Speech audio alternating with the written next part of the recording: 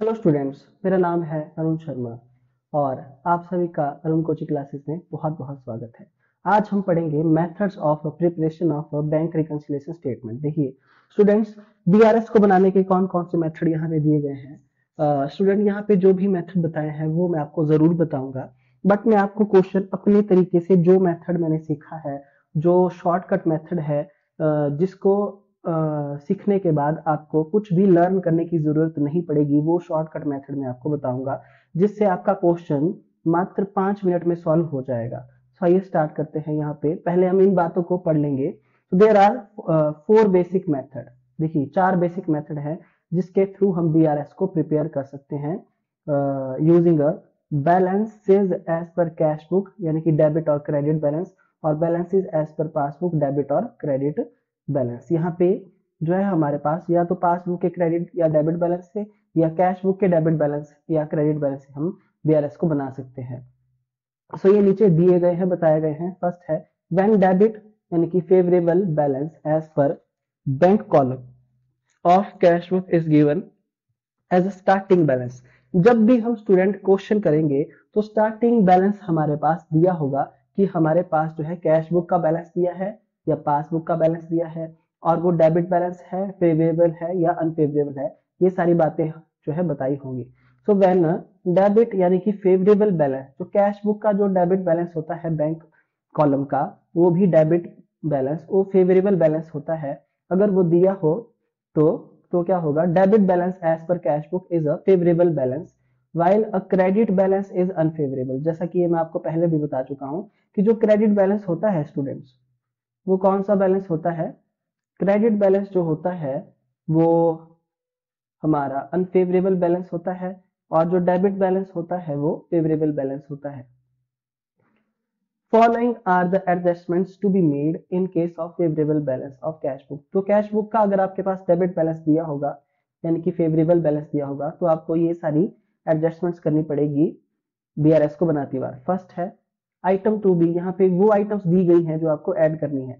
Students, या तो आप इन सब आइटम्स को ऐड याद कर लो, लर्न कर लो कि कौन कौन सी आइटम ऐड करनी है। मैं आपको एक ऐसा मेथड बताऊंगा जिससे आपको ये कोई भी आइटम लर्न करने की जरूरत नहीं पड़ेगी। सो पहले हम इनको देख लेते हैं। फर्स्ट है check issued but not yet presented. जो चेक है वो इशू किया गया है पर उसको जो है वो प्रेजेंट नहीं किया गया है पेमेंट के लिए। सो स्टूडेंट ध्यान से देखिए, अगर आपका क्वेश्चन स्टार्ट होता है कैश बुक के डेबिट बैलेंस से, यानी कि जो बैलेंस आपके पास दिया गया है बैंक कॉलम का कैश बुक का, वो डेबिट बैलेंस है यानी कि फेवरेबल है, तो आप उसको कौन से कॉलम में लिखते हैं? जैसे कि मैंने आपको बताया था, जैसे कि यहाँ हमारे पास यहाँ दिया गया है, ये प्लस वाले कॉलम में हम यहाँ पे इसको लिखेंगे, प्लस वाले कॉलम में लिखेंगे। उसके बाद नेक्स्ट यहाँ पे जो आइटम लिखी गई है। सो स्टूडेंट, जब अगर क्वेश्चन आपका कैश बुक से शुरू होता है, अगर आपका क्वेश्चन कैश बुक से शुरू होता है, चाहे बैलेंस डेबिट दिया हो या क्रेडिट दिया हो या फेवरेबल दिया हो या अनफेवरेबल दिया हो, आप क्या करेंगे? किसके आप पासबुक के बैलेंस को देखेंगे कि पासबुक का बैलेंस बढ़ रहा है या घट रहा है। यही इसका फॉर्मूला है, शॉर्टकट मेथड है। सो थोड़ा आपको यहाँ पे दिमाग लगाना पड़ेगा। अगर पासबुक का बैलेंस जो है वो इंक्रीज होता है यानी कि बढ़ता है, तो आप क्या करेंगे? वो ट्रांजैक्शन जो होगी उस उतने ट्रांजैक्शन से उस अमाउंट को प्लस कर देंगे, यानी कि कहाँ लिखेंगे? प्लस वाले कॉलम में हम यहाँ पे लिखेंगे। और इन केस ट्रांजैक्शन जो भी हमारे पास दी गई है क्वेश्चन में, उससे अगर पासबुक का बैलेंस कम होता है, तो उतने अमाउंट से हम माइनस वाले कॉलम में वो ट्रांजैक्शन लिख देंगे, वो अमाउंट लिख देंगे।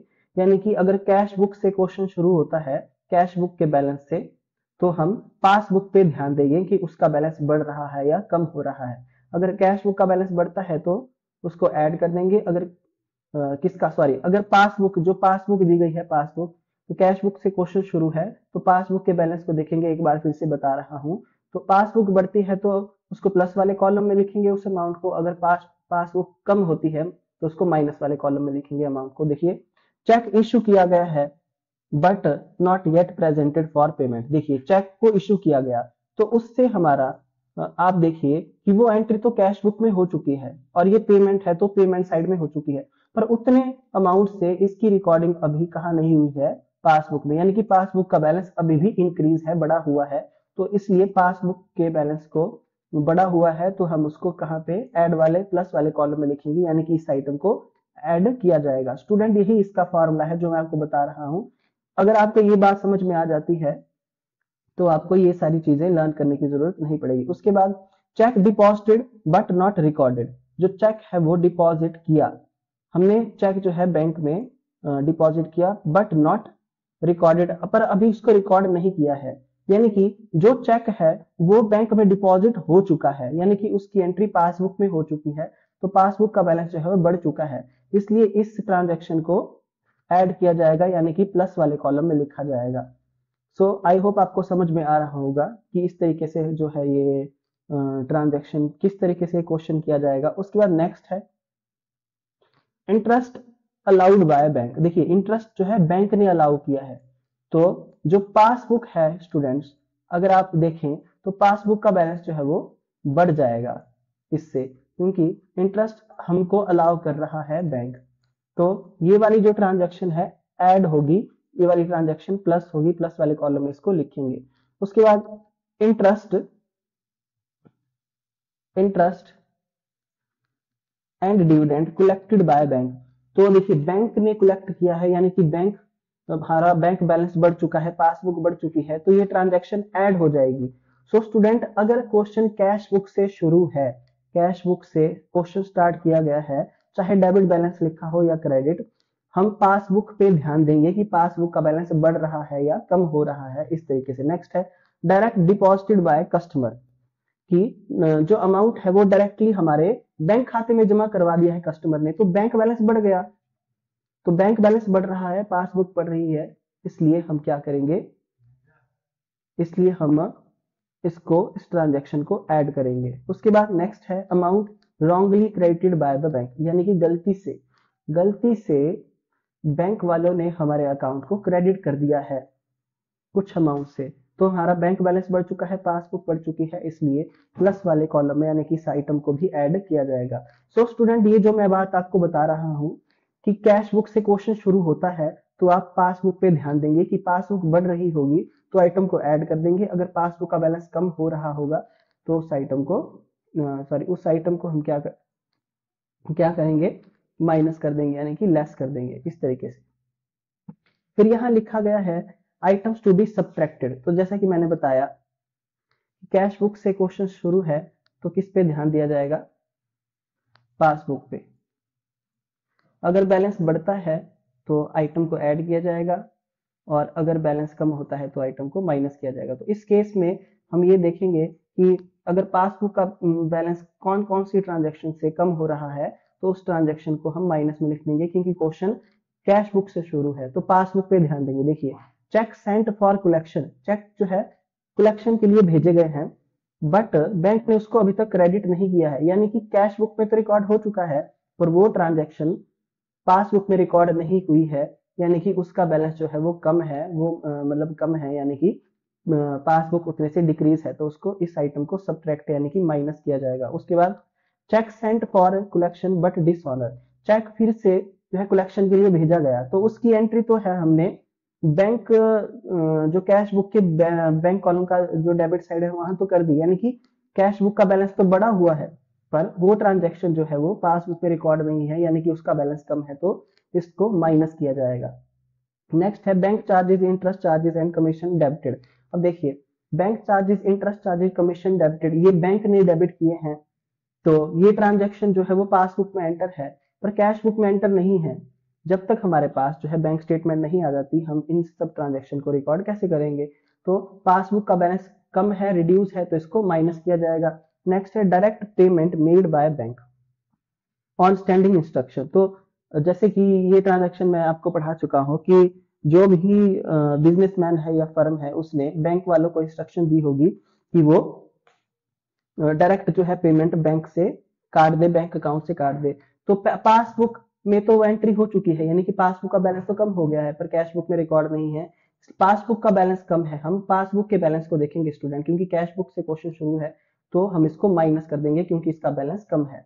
नेक्स्ट है cheques issued but not recorded in the cash book, cheque issue किया गया पर उसको रिकॉर्ड नहीं किया गया कैश बुक में। देखिए यानी कि बैंक से पेमेंट हो चुकी है, पासबुक कम है, उसको कैश बुक में नहीं दिखाया गया है। हम पासबुक का बैलेंस देखते हैं, चेक इशू हो गया है, बैंक से रिकॉर्डिंग हो चुकी है, बैंक में रिकॉर्डिंग हो चुकी है, पासबुक कम हो चुकी है, तो माइनस करेंगे हम इसको, सब्ट्रैक्ट करेंगे, पासबुक हमारी कम हो रही है। उसके बाद amount wrongly debited by bank, यानी कि पासबुक का बैलेंस कम हो रहा है। जब भी स्टूडेंट देखिए ध्यान से सुन लीजिए, जो बैंक अकाउंट होता है, अगर बैंक अकाउंट को देखिए ध्यान से, यहाँ पे डेबिट और मैं क्रेडिट लिख देता हूँ। जितना हमारा बैंक अकाउंट अगर क्रेडिट होता है तो उतने से हमारी पासबुक बढ़ती है, इंक्रीज होती है, और जितने से हमारा बैंक खाता डेबिट होता है उतने से हमारी पासबुक कम होती है, बैंक बैलेंस कम होता है। तो यहाँ पे लिखा गया है कि डेबिट किया गया है अमाउंट को रॉन्गली, तो पासबुक कम है तो इसको माइनस किया जाएगा। आई होप आपको समझ में आ रहा होगा। उसके बाद undercast of payment side of cash book, cash book की पेमेंट साइड जो है वो अंडरकास्ट कम दिखाई गई है, यानी कि पासबुक की जो पेमेंट साइड है वो इंक्रीज होगी, यानी कि सॉरी सॉरी हाँ, पेमेंट साइड जो है वो बड़ी हुई होगी। आई होप आपको समझ में आ रही होगी किस साइड की बात हो रही है यहाँ पे, पेमेंट साइड की, यानी कि जो हमारा डेबिट साइड है पासबुक की वो इंक्रीज है, वो बड़ी हुई है, यानी कि पासबुक का बैलेंस कम है, यानी कि रिड्यूस हो रहा है। आई होप आपको समझ में आ रही होगी ये बात, पेमेंट साइड की बात हो रही है तो इसको माइनस किया जाएगा, क्योंकि पासबुक जो है वो ओवरकास्ट है, पेमेंट साइड से ओवरकास्ट है स्टूडेंट, पेमेंट ज्यादा है, यानी कि हमारा जो बैंक खाता है वो कम हो रहा है, तो इसलिए इसको माइनस किया जाएगा।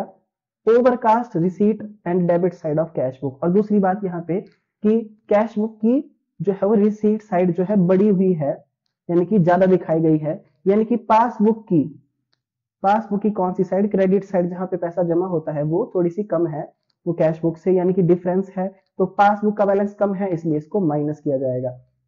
स्टूडेंट्स जब भी हम क्वेश्चन शुरू करेंगे तो जैसे कि यहाँ पे मैं फिर से बता देता हूँ, कैश बुक से ये क्वेश्चन स्टार्ट था, नो मैटर कि यहाँ पे डेबिट बैलेंस लिखा है फेवरेबल बैलेंस या क्रेडिट बैलेंस लिखा है अनफेवरेबल बैलेंस कैश बुक का, अगर क्वेश्चन कैश बुक से शुरू है तो पासबुक पे ध्यान दिया जाएगा कि उसका बैलेंस बढ़ रहा है या कम हो रहा है।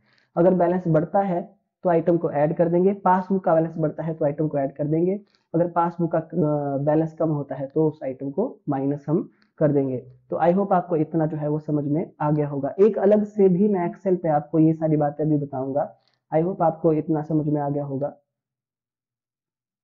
नेक्स्ट यहाँ पे देखिए दिया गया है बीआरएस का फॉर्मेट यहाँ पे, तो ये भी बहुत अच्छा बताया गया है यहाँ पे, बीआरएस एज ऑन यहाँ पे डेट लिख देंगे। तो डेबिट बैलेंस यानी कि favourable balance as per cash book, तो फेवरेबल बैलेंस हम प्लस वाले कॉलम में लिखते हैं। स्टूडेंट्स ध्यान से आप मेरी बात को सुन लीजिए कि जब भी हम क्वेश्चन कैश बुक से शुरू करते हैं तो पासबुक के बैलेंस पे ध्यान देंगे, किस पे, पासबुक के बैलेंस पे ध्यान देंगे। अगर कैश बुक से क्वेश्चन शुरू होता है कि उसका बैलेंस बढ़ता है या कम हो रहा है, अगर बढ़ता है तो आइटम को ऐड कर देंगे, अगर पासबुक का बैलेंस अगर कम हो रहा है तो आइटम को माइनस कर देंगे। जैसे कि चेक इशू किया या ड्रॉ किया पर पेमेंट के लिए प्रेजेंट नहीं किया है बैंक के पास, तो उसका बैलेंस पासबुक का बढ़ा हुआ है तो इसको ऐड किया जाएगा। उसके बाद interest allowed by bank not recorded in cash book, तो ये भी ऐड होगा। Amount directly deposited by customer in bank account, तो बैलेंस जो है पासबुक का बढ़ा हुआ है ये भी ऐड हो जाएगा। Interest and dividend collected by bank on customer investment, तो डायरेक्टली जो है हमारे खाते में पैसा आ रहा है तो पासबुक बढ़ रही है तो इसको ऐड कर देंगे।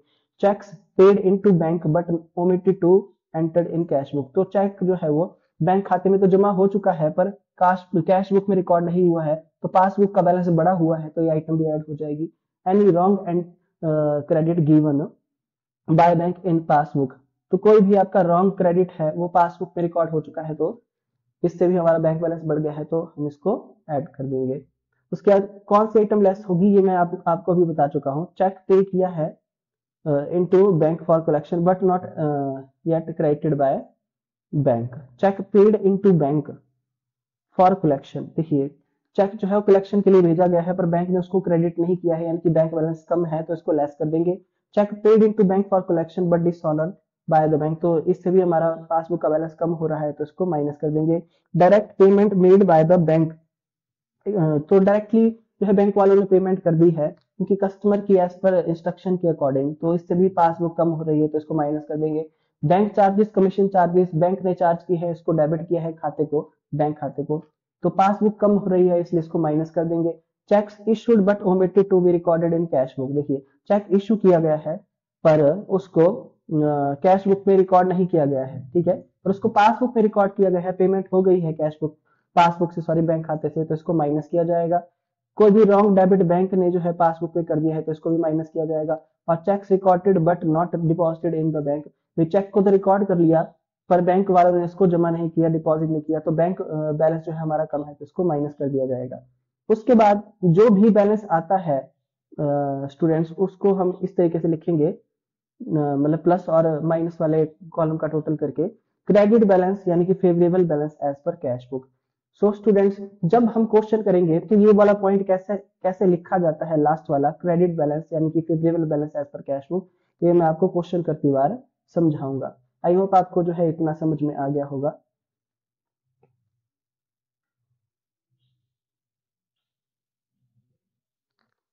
उसके बाद यहाँ पे लिखा गया है व्हेन क्रेडिट यानी कि अनफेवरेबल बैलेंस यानी कि ओवरड्राफ्ट बैलेंस, किसका, कैश बुक का, बैंक कॉलम का overdraft balance, credit balance, unfavourable balance दिया गया हो स्टार्टिंग में, तो uh credit balance in the bank column of cash book shows that more than withdraw, कि हमारे जो विड्रॉ है वो बहुत ज्यादा है, have been made than deposit, तो डिपॉजिट कम है और विड्रॉ ज्यादा है, ज्यादा पैसा निकाला गया है, इसलिए हमारा ओवरड्राफ्ट बैलेंस है।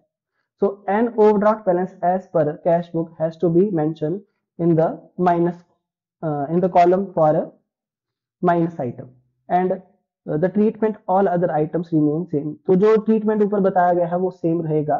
सो जैसा कि मैंने आपको बताया, बस क्वेश्चन यहाँ से हम स्टार्ट करेंगे, कहाँ से, overdraft balance as per cash book, उसको माइनस वाले कॉलम में लिखेंगे, तो दो कॉलम होते हैं उसको माइनस वाले कॉलम में लिखेंगे। बाकी सारा ट्रीटमेंट जो है वो जैसा कि मैंने बताया, आपने पासबुक पे ध्यान देना है तो उसका बैलेंस बढ़ेगा पासबुक तक का, तो आइटम को ऐड कर देंगे, और अगर पासबुक का बैलेंस कम होगा तो उसको माइनस कर देंगे।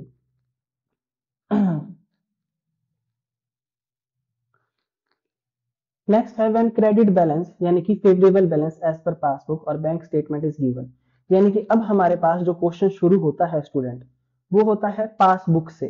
देखिए अगर पासबुक से क्वेश्चन शुरू होता है तो आप ध्यान किस पे देंगे, अब कैश बुक पे, अब आप कैश बुक पे स्टूडेंट ध्यान देंगे। अगर कैश बुक का बैलेंस बढ़ता है तो आप आइटम को ऐड कर देंगे, और अगर इसका बैलेंस कम होता है, किसका, कैश बुक का, तो आइटम को माइनस कर देंगे।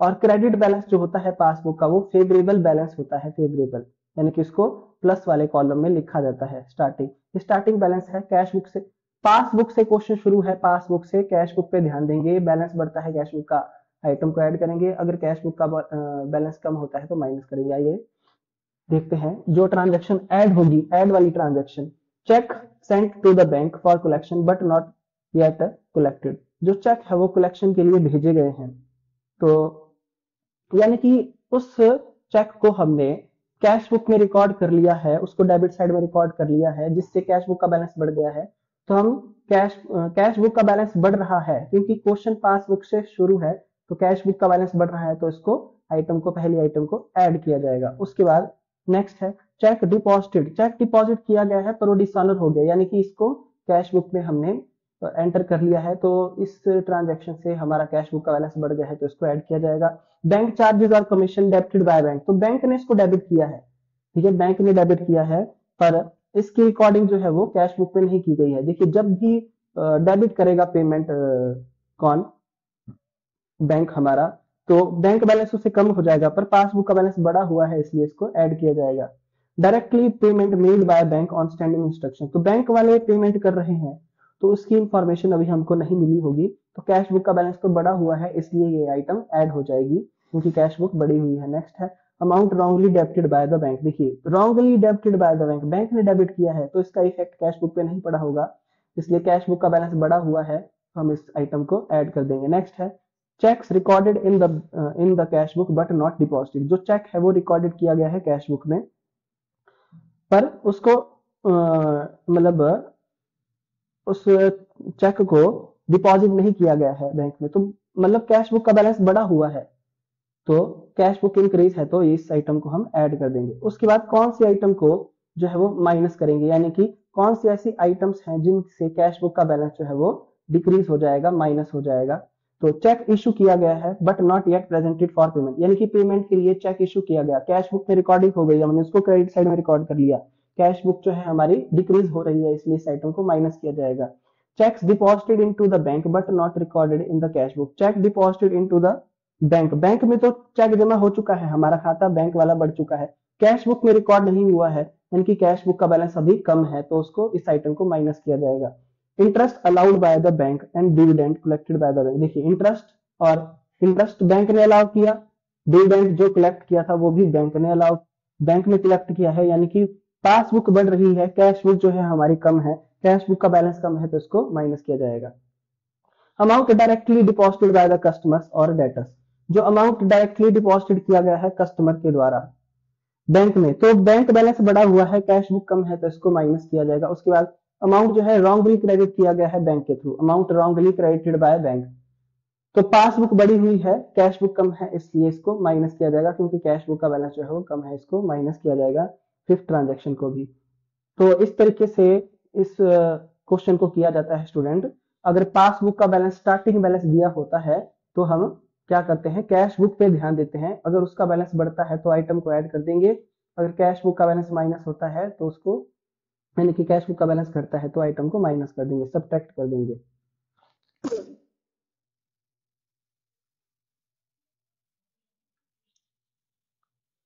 उसके बाद यहाँ पे बताया गया है, नेक्स्ट टॉपिक है when debit balance that is overdraft. देखिए अगर ओवरड्राफ्ट बैलेंस दिया है आपके पास, डेबिट बैलेंस किसका, अनफेवरेबल बैलेंस, जिसको हम कहाँ पे लिखते हैं, हम उसको माइनस वाले कॉलम में लिखते हैं। आपको पता है, मैंने आपको पहले भी बताया, जो ओवरड्राफ्ट बैलेंस होता है, debit balance, unfavourable balance passbook का यानी कि बैंक स्टेटमेंट का, अगर वो स्टार्टिंग में दिया हो तो उसको माइनस वाले कॉलम में लिखेंगे। A debit balance in the passbook यानी कि बैंक स्टेटमेंट शोज मोर देन विड्रॉ, कि हमने ज्यादा विड्रॉ किया है, ओवरड्राफ्ट है, have been made than deposits, there exists an overdraft balance at the bank. So an overdraft balance as per passbook or bank statement has mentioned in the minus column, है ना, in the column for minus item, मतलब उसको minus वाले column में दिखाया जाएगा। And the treatment of all other item shall be remain same, जैसा कि मैंने आपको बताया कि अगर क्वेश्चन पासबुक से शुरू होता है, चाहे वो डेबिट बैलेंस दिया है फेवरेबल या सॉरी डेबिट बैलेंस दिया है अनफेवरेबल ओवरड्राफ्ट, या फिर क्रेडिट बैलेंस दिया है फेवरेबल बैलेंस, पासबुक का बैलेंस दिया है स्टार्टिंग वाला, तो आप किस पे ध्यान देंगे, कैश बुक पे, कि कैश बुक बढ़ रही है या कैश बुक कम हो रही है उसका बैलेंस, इस तरीके से बाकी का पूरा प्रोसेस सेम होता है। बस ये देखना होता है इस क्वेश्चन में कि क्वेश्चन जो है पासबुक से शुरू हो रहा है या कैश बुक से शुरू हो रहा है, उस हिसाब से इस क्वेश्चन को स्टूडेंट किया जाता है। तो मैं आपको बहुत सारे क्वेश्चन खुद भी करके दिखाऊंगा और आपको होमवर्क में भी दूंगा। सो हमारा जो नेक्स्ट टॉपिक है, preparation of amended cash book and bank reconciliation statement, तो ये वाला टॉपिक मैं आपको बाद में करवाऊंगा। आई होप आपको इतना समझ में आ गया होगा। इन केस अगर आपको कोई भी बात समझ में नहीं आई है तो आप मेरे दिए गए नंबर पे कांटेक्ट कर सकते हैं। तब तक के लिए थैंक यू सो मच।